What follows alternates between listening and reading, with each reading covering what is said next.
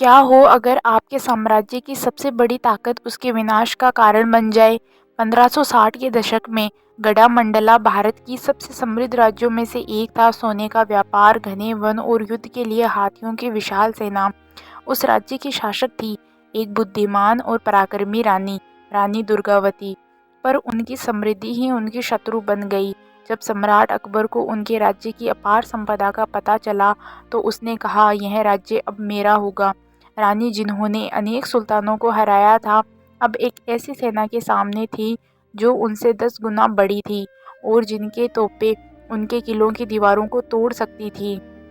उनका अंतिम युद्ध केवल रण नहीं था, वह था रणनीति की मिसाल, सम्मान की त्रासदी और यह प्रमाण कि साहस की सबसे बड़ी कीमत कभी कभी सब कुछ होती है। रानी दुर्गावती का जन्म 5 अक्टूबर 1524 ईस्वी में कालिंजर के दुर्ग में हुआ। वे प्रसिद्ध चंदेल राजपूत वंश की राजकन्या थी। यही वह वंश था जिसने खजुराहो मंदिरों का निर्माण करवाया और महमूद गजनवी जैसे आक्रमणकारियों का सामना किया था। उनके पिता राजा कीरत थे। कालिंजर के दृढ़ किले में पली बढ़ी दुर्गावती केवल राजकन्या नहीं थी, बल्कि उन्हें घुड़सवारी, तलवारबाजी, धनुर्विद्या और बंदूक चलाने का भी कठोर प्रशिक्षण मिला था। वे इतनी दक्ष शिकारी थी कि कहा जाता है, जब तक वह किसी शेर या बाघ का शिकार न कर ले, तब तक वह पानी नहीं पीती थी। बाल्यावस्था से ही उनमें एक वीर योद्धा का स्वभाव झलकने लगा था। 18 वर्ष की आयु में रानी दुर्गावती का विवाह गोंडवाना के राजा दलपत शाह से हुआ।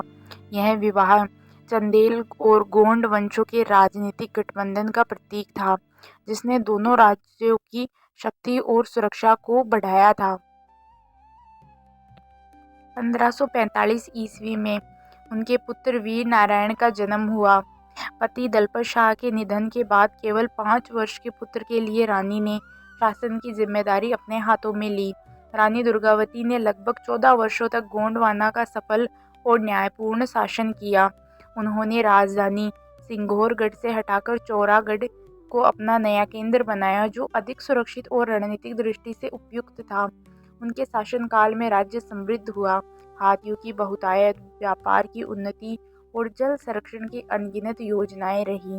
रानी स्वयं जलाशयों और बावड़ियों के निर्माण के लिए प्रसिद्ध थी। उनके मंत्री आदर कायस्थ और मान ठाकुर उनकी नीतियों के सहयोगी थे।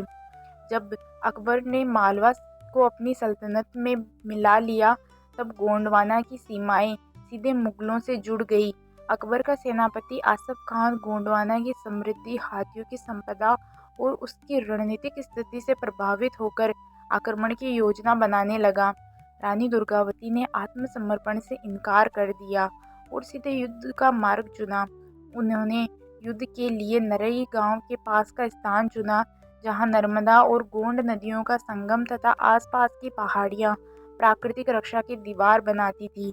इस चालाकी भरे स्थान ने मुगलों की तोपों और भारी सेना को निष्क्रिय कर दिया। पहले दिन रानी की रणनीति सफल रही।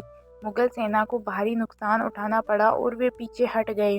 रानी चाहती थी कि रात में अचानक हमला कर पूरी सेना का अंत कर दे, परंतु उनके मंत्रियों ने अस्वीकार कर दिया और यही उनकी सबसे बड़ी भूल साबित हुई।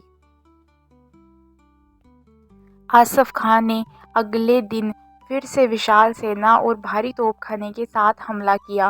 गोंड सेना संख्या और शस्त्रों में बहुत पीछे थी, पर रानी दुर्गावती और उनका पुत्र वीर नारायण दोनों ने रणभूमि में अद्भुत साहस दिखाया।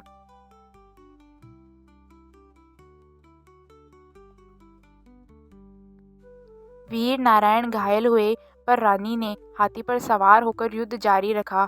2 तीर उन्हें लगे, एक बाह में और एक कान के समीप। जब उन्होंने देखा कि सेना पराजित हो रही है, शत्रु पास आ रहे हैं, तब उन्होंने अपमानजनक बंदी बनने की बजाय मृत्यु को गले लगाना चुना। उन्होंने कहा, अपमान के जीवन से मृत्यु श्रेष्ठ है, और अपनी ही कटार से अपने प्राण त्याग दिए। इस प्रकार 24 जून 1564 ईस्वी को रानी दुर्गावती वीर गति को प्राप्त हुई। रानी दुर्गावती का बलिदान केवल युद्ध का अंत नहीं था, वह भारतीय नारी की शक्ति का प्रतीक बन गया। उन्होंने सिखाया कि स्त्री केवल करुणा की मूर्ति नहीं, वह शौर्य और आत्मसम्मान की ज्वाला भी है। उनकी कहानी हमें सिखाती है कि सच्चा शासन तलवार से नहीं बल्कि सत्य, साहस और सम्मान से होता है। जो अपने आत्मसम्मान के लिए मरता है वह मृत्यु में भी अमर हो जाता है। जय माँ दुर्गावती।